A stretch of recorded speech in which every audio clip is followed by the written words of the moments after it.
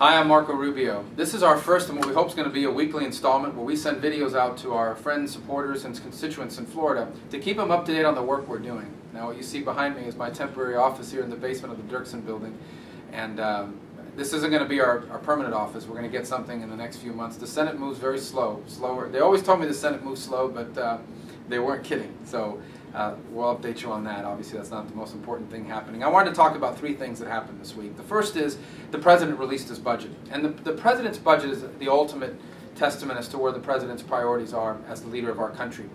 Here's the startling fact and the reality. This country this year, under any proposal that's out there, is going to spend over $1.5 trillion more than it takes in. And there's no end in sight. That's the way it's going to be year in and year out for the foreseeable future.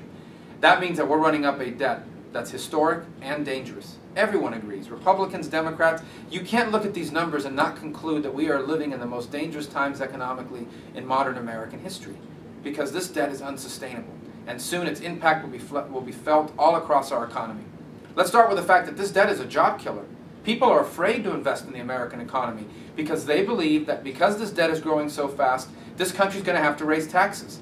And who wants to invest money in a country that's going to raise taxes? This lack of investment in our economy means jobs are not being created. It means people back home like you are hurting. And we've got to reverse that trend. Now, I'm disappointed in both political parties because I think the time has come to step up and treat this issue seriously for what it is, a national crisis, a real emergency. And in the next few weeks, we'll be talking more about what we need to do, the steps we need to take to address the debt. Suffice it to say this: we cannot solve this problem unless we have presidential leadership. And I don't mean that from a partisan standpoint. I don't care who the president is. You cannot confront issues that are this generational and this consequential unless your president is leading. This week is also the 2-year anniversary of the stimulus. That has been a massive failure. The only thing that is stimulated is the national debt. Jobs are not being created.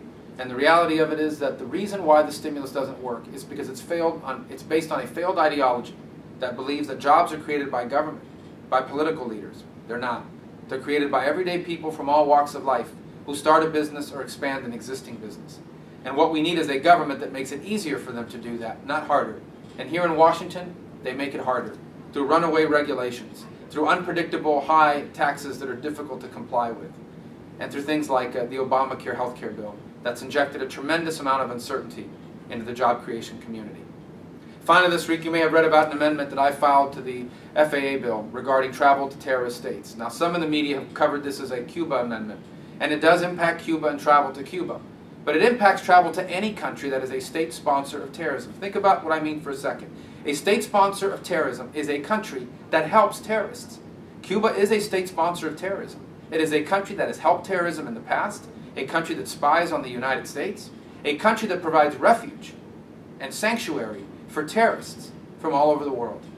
We should not be rewarding countries like Cuba, like Sudan, like Iran, with increased travel by American citizens. This increased travel pays fees into these terrorist countries. And so that's why I filed that amendment. Unfortunately, the Senate didn't vote on it, but we're going to continue to offer that amendment and continue to push the point that neither Cuba, nor Sudan, nor Iran, nor any of these countries that sponsor terrorism should be rewarded through more American travel to those countries. Again, I thank you for taking the moment to watch this video. We hope to continue to communicate with you on a weekly basis. We're proud of our efforts in Florida. We have 5 state offices open already. We seek to expand that to 8. I'm heading back to Florida today, and I'll be doing the entire next week that we're off here in the Senate. I'll be traveling the state of Florida, hopefully meeting with you personally if possible. Thank you again. I'll see you again next week.